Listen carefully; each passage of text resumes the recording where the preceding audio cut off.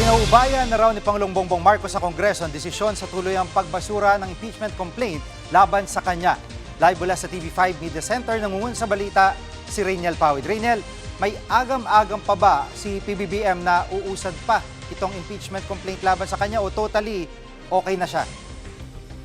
Jiggy, kung si Pangulong Bongbong Marcos nga yung tatanungin ay kumpiyansa siya na walang makikitang ebidensya doon sa mga reklamong inihain sa kanya. Pero ayon nga sa saligang batas ay kung 1/3 ng mga miyembro ng Kongreso yung boboto ay walang magagawa yung Pangulo at uusad nga itong impeachment complaint. Ayon kay Palace Press Officer Claire Castro ay umaasa na lamang yung Pangulo sa Kongreso na pagbabasehan yung mga ebidensya at yung unang naging desisyon nga ng House Committee on Justice. Nito nga lang nakaraang linggo ay napagdesisyon na ng House Committee on Justice na insufficient in substance itong impeachment complaint laban kay PBBM. Pakinggan natin yung pahayag ni Yusek Claire Castro. Ang anuman po mangyayari na solusyon, resolusyon, desisyon po ng House of Representatives ay hindi po ito saklaw ng Pangulo.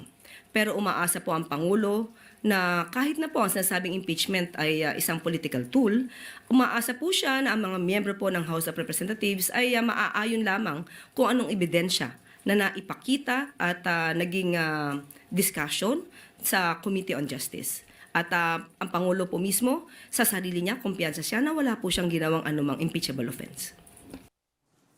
At Rainiel, ito nga, kanina lang ay pinag-uusapan itong pahayag ni Senator Marcoleta tungkol sa Kalayaan Islands. Anong komento ng palasyo tungkol dito?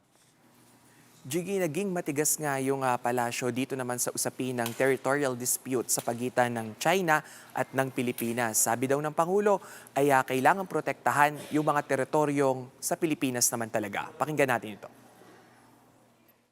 Ang nais din po ng Pangulo, maipahatid ninuman ng bawat Pilipino kung ano ba ang ating karapatan sa ating teritoryo, kung ano ba ang interest natin sa West Philippine Sea. Ganun pa rin po ang posisyon ng Pangulo. Wala pong anumang bahagi ng teritoryo natin o anumang interest ang iso-surrender sa anumang foreign power. Pero dapat din po tayo maging tugma sa ating ipinapahayag. May kasabihan nga tayo, ang magtanim ng hangin, bagyo ang aanihin. At Rainiel, ano ang saloobin ng Malacanang kaugnay ng mga batikos kina Secretary Frasco at Secretary Herbosa?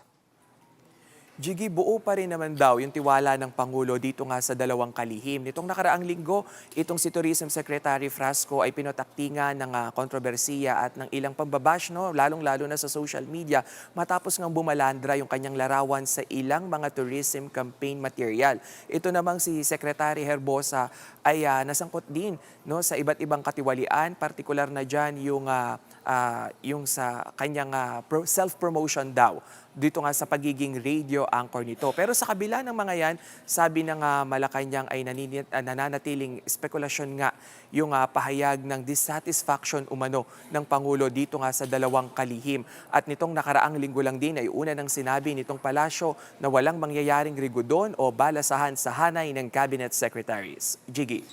Yan ang ulat ni Rainiel Pawid live mula sa TV5 Media Center. Mga kapatid, Jiggy Manikad po, pagdating sa mahalagang balita sa loob at labas ng bansa, dapat una sa lahat, mag-follow at mag-subscribe na sa social media pages ng News 5.